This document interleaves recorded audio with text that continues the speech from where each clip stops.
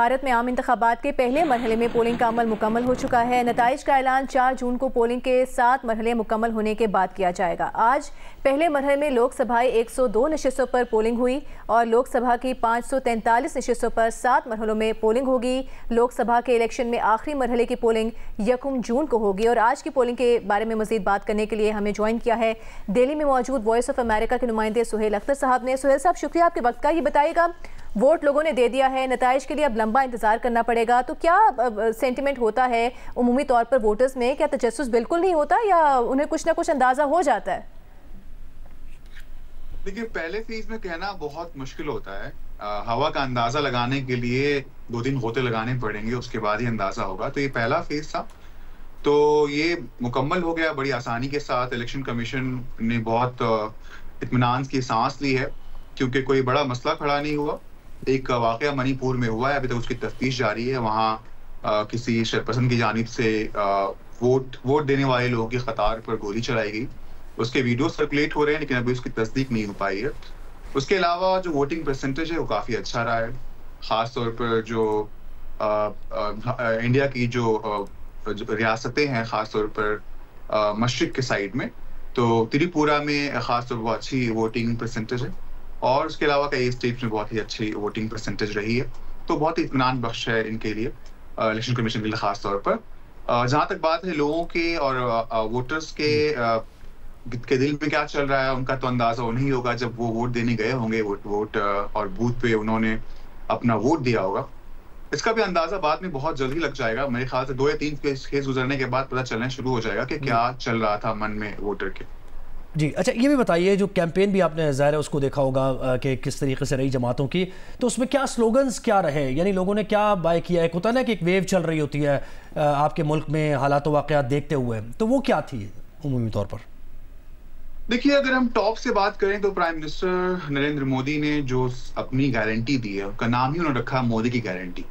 उनको ऐसा यकीन है, उनको लगता है कि 2 टर्म जो उन्होंने पूरा किया है 2014 से 2019 और 2019 से 2024 तक का, उसमें उन्होंने जो काम किया वो एक तरीके गारंटी है। तो वो अपने आप को उसी तरीके से पेश कर रहे हैं कि मैं आपको गारंटी देता हूं कि अब आने वाले वक्त में और अच्छा काम होगा। उसके अलावा प्राइम मिनिस्टर मोदी ने कुछ ऐसी बातें भी कही हैं जो हम कह सकते हैं कि बहुत हद तक हिंदू मुस्लिम की चीजें हैं। नवरात्रि में गोश्त खाने को लेकर जो उनका बयान आया, उसके अलावा कई ऐसे सारे बयान थे, उसके अलावा जो लीडर्स के बयान थे, उससे ये टोन सेट हो रहा था कि कहीं ना कहीं ये मामला हिंदुओं और मुस्लिमों का है। चूंकि बीजेपी की जो पूरी वोट पॉलिटिक्स है वो हिंदुओं के सेंटिमेंट से जुड़ी होती है, तो इस तरह के नैरेटिव्स हैं। लेकिन उसके दूसरी तरफ जो कांग्रेस और जो दीगर अदर अपोजिशन पार्टीज हैं जो अलाइड हैं आजकल, अभी एक ब्लॉक में काम कर रही है, उनके जो स्लोगन्स हैं वो अलग हैं। उनका कहना है हम न्याय की बात करते हैं, न्याय का मतलब इंसाफ की बात करते हैं। तो वो इंसाफ जो है समाजी इंसाफ है, वो इंसाफ लोगों का इंसाफ है, वो है कि मजहब और जात और बरादरी से ऊपर उठकर लोगों को एक समान यानी एक हक मिलने का जो हक उनको है उसकी बातें करें। तो इस तरह के स्लोगन्स अभी हमें कैंपेन्स में देखने को मिले। एक बात मैं बताना चाहता हूँ यहाँ पे कि जो कैंपेन्स हुए हैं अभी तक के, वो बहुत ही सख्त हुए हैं और इंडियन हिस्ट्री में, इलेक्शन के हिस्ट्री में शायद इस तरह के कैंपेन्स नहीं हुए थे, बहुत ही ऑर्गेनाइज वे में।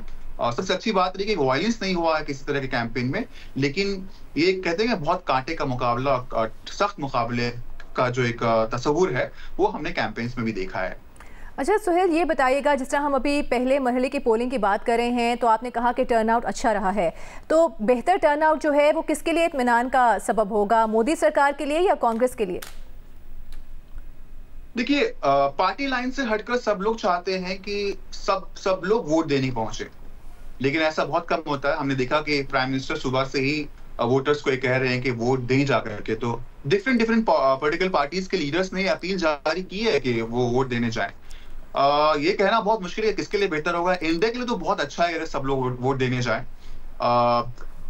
लेकिन कुछ ऐसे इलाके हैं, जो शहर के जो इलाके होते हैं, वहां पर टर्नआउट बहुत कम रहता है। तो उसके लिए इलेक्शन कमीशन हमेशा कोशिश रहती है कि किसी तरीके से वोटर्स पोलिंग बूथ तक जाकर वोट दे। लेकिन उसके बावजूद हमने आज ही के वोट में देखा कि जो शहरी इलाके है वहां पर वोटिंग जो परसेंटेज है वो थोड़ा कम रहा है। खासतौर पर बेंगलोर सेंट्रल वगैरह की बात करें तो इस तरह के मिसाल हैं सामने। जी बहुत शुक्रिया आपका। दिल्ली से भारतीय सहाफ़ी सुहेल अख्तर हमारे साथ मौजूद थे और भारत में जारी इंतखाबात के हवाले से वो गुफ्तगू कर रहे थे।